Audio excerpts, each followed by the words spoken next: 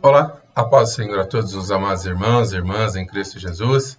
Sejam bem-vindos à Escola Bíblica Dominical. Em Salmo 86, versículo 3 diz: Tem misericórdia de mim, ó Senhor, pois a ti clamo todo dia. Vamos fazer uma oração? Senhor, alegra o coração e a alma dos teus filhos, pois a ti clamo de dia e de noite, pois o Senhor é bom, benigno e pronto em perdoar todos aqueles que clamam a ti. E também o Senhor é abundante em benignidade para com todos aqueles que te invocam. Deus, tu és grande e opera maravilhas no nosso meio. Só tu és Deus, e operando o Senhor, quem impedirá? Pai, venha abençoar a nossa aula no nome santo de Jesus. Amém. Queridos, as transformações provocadas pelo Evangelho. A primeira viagem missionária foi um grande sucesso, e embora tenha provocado os judaizantes, o Concílio de Jerusalém posicionou-se com firmeza: a salvação é pela graça. Essa sábia decisão resultou em alegria e fortalecimento da Igreja. No relato de Lucas, após esses fatos, vemos o feito prático desses acontecimentos, transformações de vidas que só o Evangelho pode realizar. Nós podemos perceber que todo cristão deve ter a vida transformada e deve ser um transformador de vidas.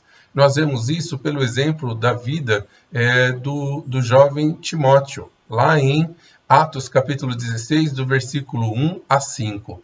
As circunstâncias da vida de Timóteo, o círculo familiar dele, ele habitava juntamente com a mãe e com a avó. Vemos isso lá em 2 Timóteo, capítulo 1, versículo 5. Mãe e avó eram tementes a Deus. E nós vemos que a conversão dele, conhecimento das Escrituras desde a infância, o poder de Deus na cura de um coxo, lá em Atos capítulo 14, versículo 8 a 18. E ele vai se submeter à circuncisão por amor dos gentios. E as consequências dessa obediência trouxe-lhe dons para ministrar, conforme 2 Timóteo, capítulo 1, versículo 6. Tornou-se um missionário e um pastor, recebeu os dons ministeriais para exercitar a obra de Deus. Vamos observar um dos pontos principais. Guarda o que foi confiado. E tu, a Timóteo, guarda o que foi confiado, evitando falatórios inúteis e profanos e as contradições do saber, como falsamente lhe chamam, pois alguns professando desviam-se da fé. Então nós vemos isso em 1 Timóteo, capítulo 6. Timóteo foi confiado as verdades da salvação de Deus, e ele teria de prestar contas de sua administração. Então ele administrava o dom que Deus lhe confiou. Ele devia usar os dons espirituais da melhor maneira possível para a promoção do reino de Deus.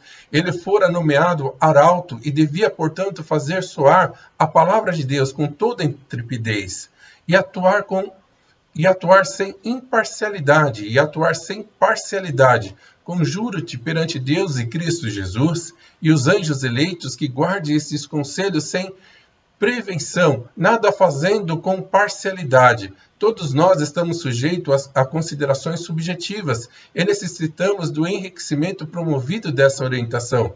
Na obra cristã, são essenciais a imparcialidade absoluta, a honestidade e a integridade. E nós vamos ver, guarda imaculados os princípios da fé cristã. E nós vemos isso, o apóstolo Paulo falando: exorto-te que guardes o mandado imaculado e irrepreensível até a manifestação do nosso Senhor Jesus Cristo. Até a manifestação do nosso Senhor Jesus Cristo, a qual em suas épocas determinadas há de ser revelada pelo bendito e único soberano. Então o apóstolo Paulo exorta Timóteo a guardar a incumbência de que lhe fora confiado, os princípios entesourados na palavra de Deus, imaculados e sem defeitos até a manifestação de Cristo. Então competiu-lhe praticá-los, ensiná-los e prezá-los, e também compartilhar com outros amados. Observar o senso de urgência, lá em 2 Timóteo, capítulo 4, do versículo 1 e 2. Prega a palavra, insta, quer seja oportuno, quer não, repreenda e exorta, proclama a palavra em toda a sua glória e perfeição, e zelo infatigável, a palavra digna de salvação, fiel esta palavra e digna de toda aceitação, que se Cristo veio ao mundo para salvar os pecadores, dos quais eu sou o principal, mudança de estado no meio ambiente, com implícito sacrifício supremo para nos salvar o Senhor Jesus. E vemos a liderança de Timóteo, fiel à palavra. Se alguém aspira o episcopado, excelente obra almeja. A excelência está na própria tarefa e não no prestígio que ela pode conferir. Santificação, não por obras de justificadas práticas por nós, mas segundo a sua misericórdia, ele nos salvou mediante o lavar regenerador e renovador do Espírito Santo, que ele derramou sobre nós ricamente por meio de Jesus Cristo, nosso Salvador, a fim de que, justificados pela graça, não nos tornemos seus herdeiros, segundo a esperança da vida eterna. Fiel a essa palavra, e quero que, no tocante a essas coisas, faça afirmação. A filantropia de Deus, sua infalível bondade e longanimidade, o poder renovador e regenerador do Espírito Santo, a graça de Cristo nos transforma em seus herdeiros. Como resultado dessa ação da Trindade, temos a esperança da vida eterna. O Espírito Santo não é dado parcimoniosamente. O Espírito Santo nos é derramado sobre nós de forma abundante e rica e plena.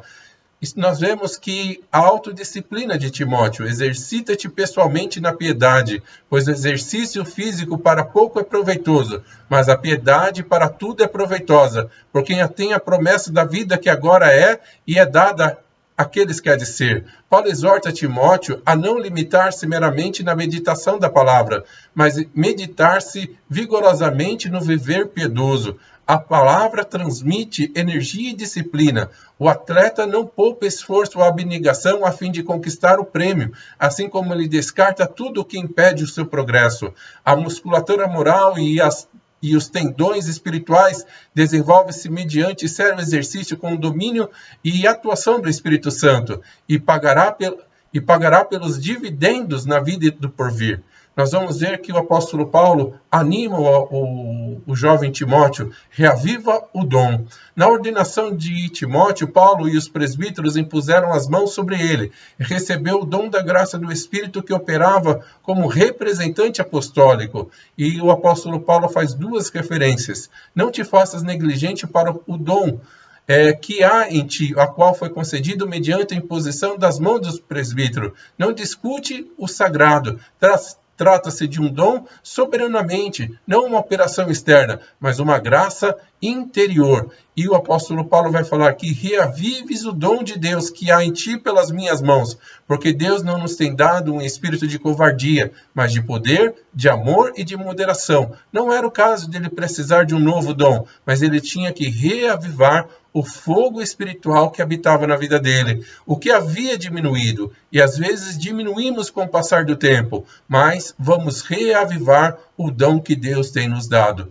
Meu amado, minha amada, vamos para as salas de aula, teremos aula abençoada com a irmã Vanderleia, para as crianças, e para as crianças também a diaconisa Rita. Teremos uma aula abençoada com os adolescentes com a irmã Roberta, uma aula abençoada com a diaconisa Andréia. Teremos aulas abençoadas tanto com homens e com as mulheres, com o evangelista Samuel e com a presbítera Simone.